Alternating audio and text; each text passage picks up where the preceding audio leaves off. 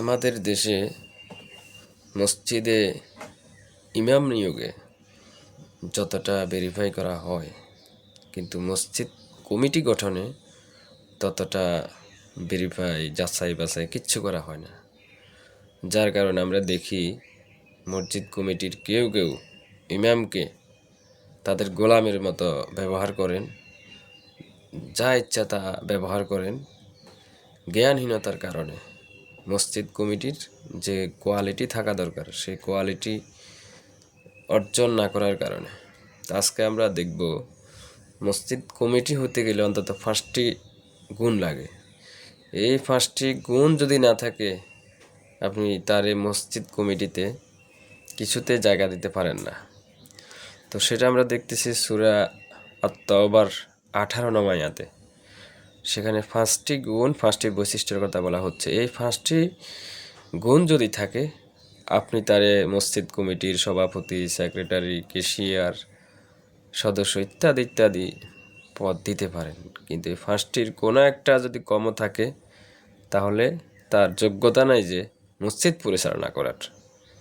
কারণ এটা আপনার বাজার না যে আপনি যেভাবে ইচ্ছা সেভাবে এখানে ব্যবহার করবেন। এটা আল্লাহর ঘর। তো আল্লাহর ঘর পরিচালনা করার জন্য ওই রকম কোয়ালিটিফুল লোক লাগবে।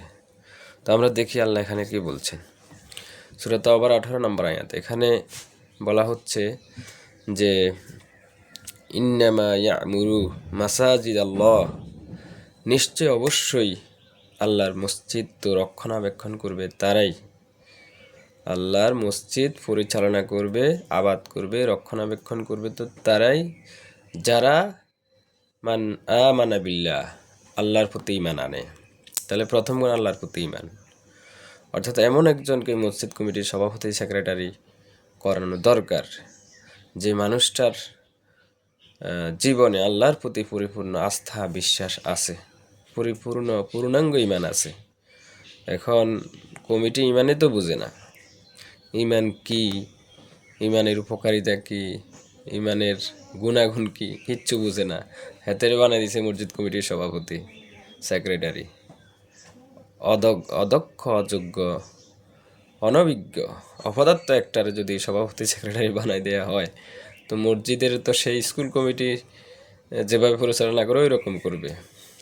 তো যাকে দুর্ভাগ্যজনক বাংলাদেশের জন্য। তাহলে প্রথম গুণ হচ্ছে পরিপূর্ণ ঈমান, আল্লাহর প্রতি তার ঈমান থাকতে হবে, স্ট্রংলি ঈমান। দুই নম্বর বলা হচ্ছে ওয়াল ইয়াউমিল আখিরে, আখিরাতের প্রতি ঈমান। অর্থাৎ আখিরাতের প্রতি ঈমান মানে আখিরাত যে আছে, পরকাল যে আছে, এই পরকালে তার জীবনের সব কিছুর হিসাব দিতে হবে। এই বয়ে তো সে কোনোভাবেই দুনিয়াতে কোনো অপরাধ করতে পারে না, অসামাজিক কাজ করতে পারে না।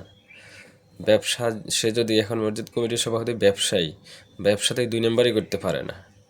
সে যদি চাকরিজীবী হয় চাকরিতে ফাঁকি দিতে পারে না। অর্থাৎ এরকম যা যা আছে। এখন সে যদি আখিরাতের প্রতি তার ঈমান থাকে, আখিরাত ভিত্তিক সে কাজ করবে।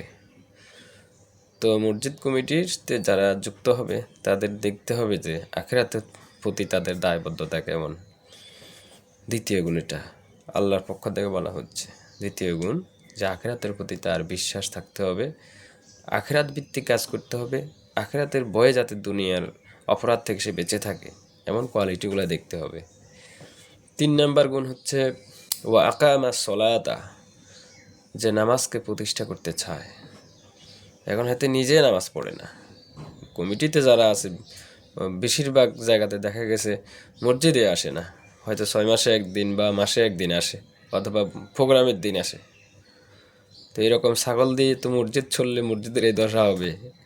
বাংলাদেশে আমার মনে হয় যত মসজিদ আছে পৃথিবীর অন্য কোনো দেশে এত মসজিদ আছে কিনা আমার জানা নাই। কিন্তু এত লক্ষ লক্ষ মসজিদ থাকার পরও মানুষ আশানুরূপ প্রত্যাশিত পরিবর্তন হচ্ছে না। তো এই কারণ তো এটাই একমাত্র কারণ মসজিদ কমিটিতে যদি ইমানদার আখিরাত ভিত্তিক লোক ইনক্লুডেড না করা হয় তাহলে কোনোদিন ওই সমাজ পরিবর্তন হবে না। এখন মসজিদ কমিটি হলো এক ছাগল মার্কা।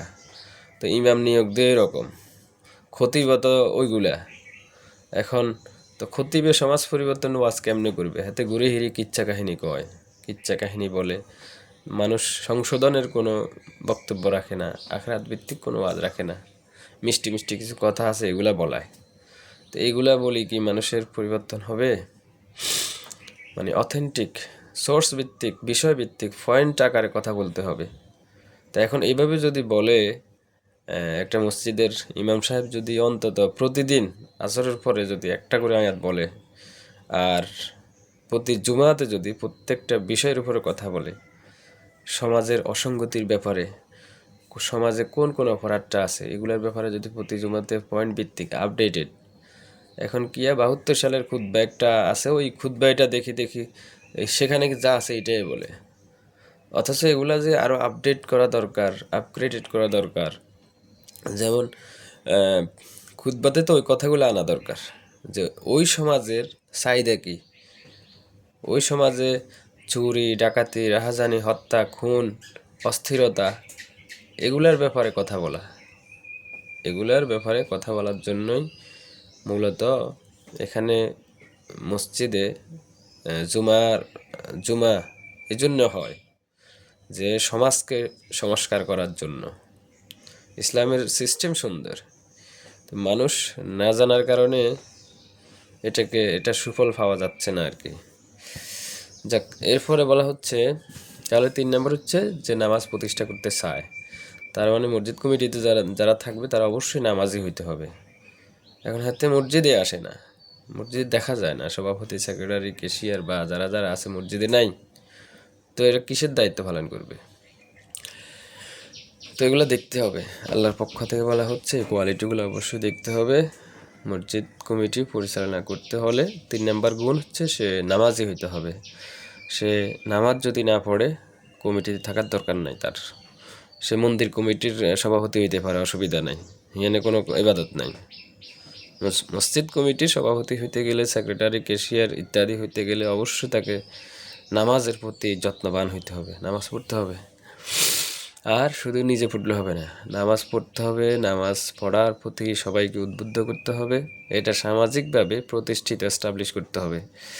এরপর 4 নম্বর গুণ ওয়া আতা আজ জাকাতা, যারা জাকাত সম্পাদন করে। এখন 99% মসজিদের কমিটির জাকাত বুঝেই না। জাকাত কি? জাকাত কি শুধু শাড়ি একটা, লুঙ্গি একটা, পাঞ্জাবি একটা দেওয়ার নাম? No, never. জাকাত এমনভাবে করতে হবে যাতে সমাজের অসচ্ছলতা দূর হয়ে যায়, দারিদ্রতা বিমোচিত হয়। এভাবে জাকাত ভিত্তিক অর্থনৈতিক ব্যবস্থাপনা ম্যানেজমেন্ট করতে হবে। কমিটিতে যারা আছে এগুলো তারা বুঝবে, তাদের 14 গোষ্ঠীও তো এগুলো বুঝে না। কি গর্ব কি ভাব সে মসজিদ কমিটির অমুক তমুক, জ্ঞান নাই, কিচ্ছু নেই, পড়াশোনা নাই, মসজিদে মাসে একদিন আসলেও কি যে একটা ভাব নিয়ে আসে, সে কি জানে এগুলা, যে এই গুণগুলা না থাকলে তার কোনো কোয়ালিটি থাকে না। অর্থাৎ 4 নম্বর গুণ হচ্ছে মসজিদ কমিটিতে জায়গা দিতে হবে এমন লোক যে তার সম্পদের জাকাত সঠিকভাবে দে এবং সমাজে যারা যারা আরও প্রভাবশালী আছে, সচ্ছল মানুষ আছে, তারাও তাদের জাকাত যাতে সঠিকভাবে দিতে পারে, এই ব্যবস্থাপনাগুলো করার দরকার। এরপরে 5 নাম্বার গুণ ওয়ালাম ইয়াখশা ইল্লাল্লাহ, সে আল্লাহ ছাড়া কাউকে ভয় করতে পারবে না। অর্থাৎ এই কমিটিতে যারা যুক্ত হবে তারা তাদের দিলের মধ্যে শুধুমাত্র আল্লাহর প্রতি তাদের ভয় থাকবে, এটা ছাড়া পৃথিবীর কোনো শক্তি, কোনো সৃষ্টি, কারো ভয় মানে থাকতে পারবে না। এখন এমন একজন লোকের আমি কমিটিতে দিলাম যে যার ভিতরে তো আল্লাহর ভয় নাই, ওই যে সুদখোরের ভয়, ঘুষখোরের ভয়, তারপরে সিটিংবাজের ভয়, এই বয়সে এমন কোনো কার্যকরী পদক্ষেপ গ্রহণ করে না। এই জন্যই আমাদের দেশের কোনো কাঙ্ক্ষিত পরিবর্তন নাই, কারণ আল্লাহর কথা অনুযায়ী আমরা কমিটি গঠন করতে পারি নাই। আল্লাহর কথা অনুযায়ী মসজিদের যে চাহিদা এটাও পূরণ করতে পারি নাই।